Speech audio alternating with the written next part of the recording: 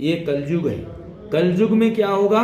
धर्म अनंत होगा। कलयुग में धर्म अनंत होगा, यानी अलग अलग धर्मों को लोग धारण करेंगे कलयुग में। तो भगवान कहते हैं जैसे जैसे लोग अलग अलग धर्म को धारण करेंगे, वैसे वह लोग मेरे नाम और रूप को भी अलग अलग देखेंगे। यानी जो जिस रूप को देखेगा, जिस नाम का सुमिरन करेगा, उसी प्रकार का फल परमात्मा उसे प्रदान करेगा। कहते हैं कलयुग में धर्म अनंत होगा। हाँ, लोगों का कहते हैं कि इस धर्म से विश्वास छूटेगा, उसको पकड़ेंगे, उसको पकड़ेंगे। तो धन, यानी कोई धन के लालच में धर्म बेच लेगा, कोई किसी के लालच में धर्म बेच लेगा।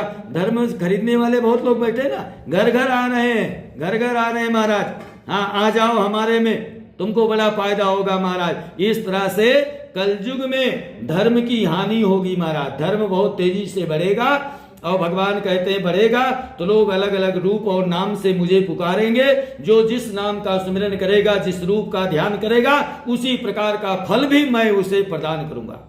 हाँ, कोई मुझे सत्य कहेगा, कोई ईश कहेगा, कोई सत्यनारायण कहेगा, कोई सतदेव कहेगा। ऐसे ऐसे नामों को लोग सुमिरेंगे महाराज। कहते हैं कि जो सत्यनारायण व्रत कथा है, यह सत्य सिखाती, यानी सत्य धर्म पर चलना सिखाती है।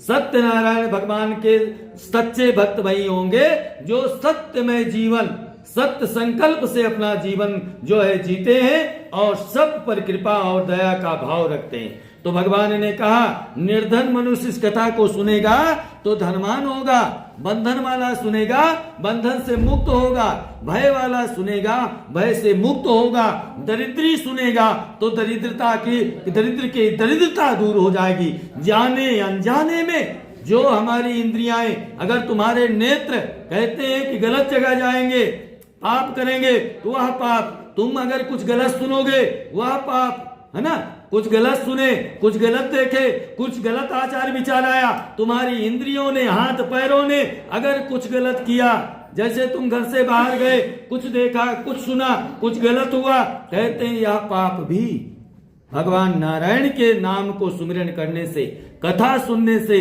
भगवान का कीर्तन करने से ये सारे दुख हमारे दूर हो जाते हैं। गुरुजी कॉफी पीएंगे, चाय पीएंगे, दूर हो जाते हैं। इस तरह से कहते हैं कि भगवान हमेशा